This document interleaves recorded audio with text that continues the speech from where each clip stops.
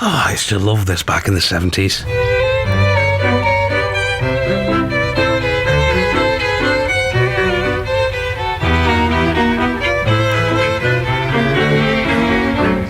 I think there's only was it 2 series of that, Fawlty Towers?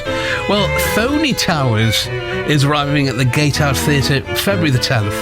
I think they came last year with Phony, Fools and Horses. Drew Cameron will playing the Spanish waiter whose name was, I've forgotten now. What was it, Drew?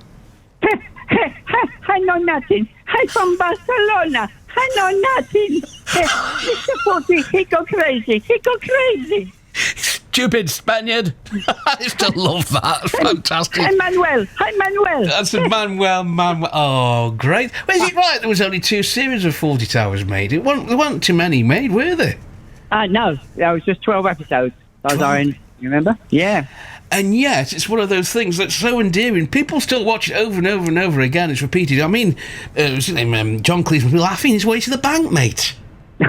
He must be. Although I seem to remember they didn't get paid much when they were recording it all back in the day. Yeah, but repeat fees now. They've got to get some money off the old repeat fees. Yeah.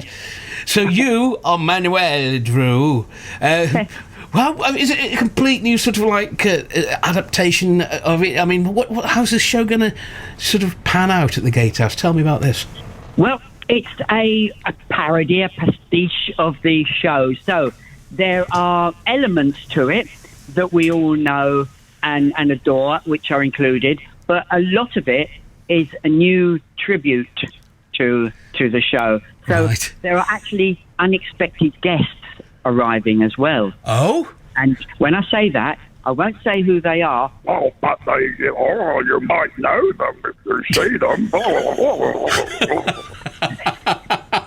And there's another misbeloved person as well. I don't believe it. I don't believe it. I don't believe it. Is it him? Jared. Anyway, so there are just a few unexpected guests so that come in to make it even fantastic. more. But there are lots of elements that are original to it. Great. So it's not taking literally their script and repeating it. No. Oh, well, that sounds even funnier, because, I mean, as soon as we've got Victor Meldrew in there, you got me hooked, because he's one of the funniest characters. I planned my whole life out on his character. You're turning into him, are you? Yeah, I'm the Misbeless Sin, mate. Misbeless Sin, Drew. Oh, yeah. And do you know what? It's quite strange, because we started off as Phony Fools and Horses.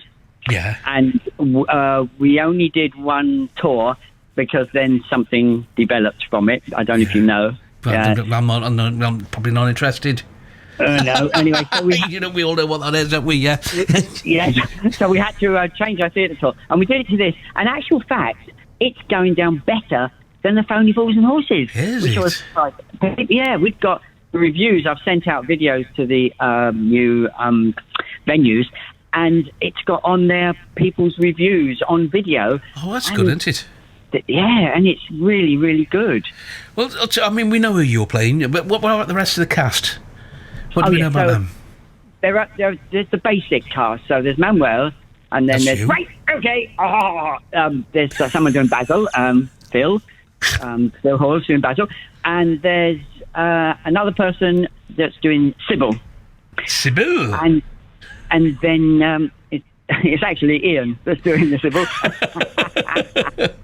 Because us three work together in everything. So Phony Fools and Horses, it's us three and that, and we do the dining experience and all kinds of different stuff. And it's, we are a really tight group, the three of us. Fantastic. So there's no other, characters like the Major or Polly, but as I said, I bring in unexpected guests to make it different. That's great. I mean, it's got to be a tight group, just 3 of you, for goodness sake. I mean, is there a lot of ad-libbing going on? Because you can't remember every single line. Hey? Well, that's interesting, actually. I'm not very good at them rim lines, but most of it is, but we do go off a little bit because it makes it funnier. Of course it does. Of course. Yeah. Tell me about yourself, Drew. I mean, are you an actor? I mean, were you trained? Were you a trained actor there? I'm a stripper. Oh, no, Good for sorry, you. no, I'm not. It worked for me, dear. Well, I'll quickly do this for you. I can go on and on. I actually, I started when I was at primary school, and I know this because a school nurse told me when I left school. She said I was doing impressions when I was at primary school, and I was doing impressions of teachers that told me off and walked away, and I would do that. I then moved into stage school in London called Barbara Speak, with Phil Collins as my mate and other people, and it was there I won Opportunity Knocks on the clapometer when I was 15. Wow. Doing impressions. With Huey Green? Yep, Huey Green and Piccadilly Witch. Piccadilly Witch, good grief. There's a name. Oh dear.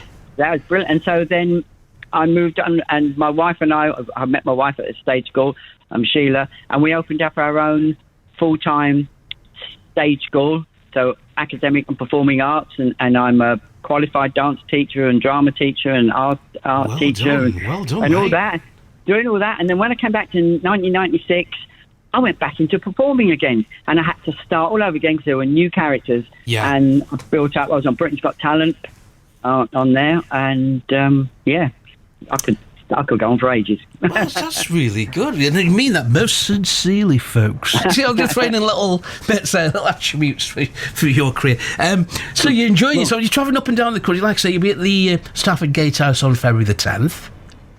Yeah, that's right, son. You know what I mean. It's a lovely job, isn't it? How are tickets going? Are they going well? Sorry, is what? Tickets going well, yeah? I don't know. I haven't checked them yet. I normally wait until a little bit nearer the time. Yeah.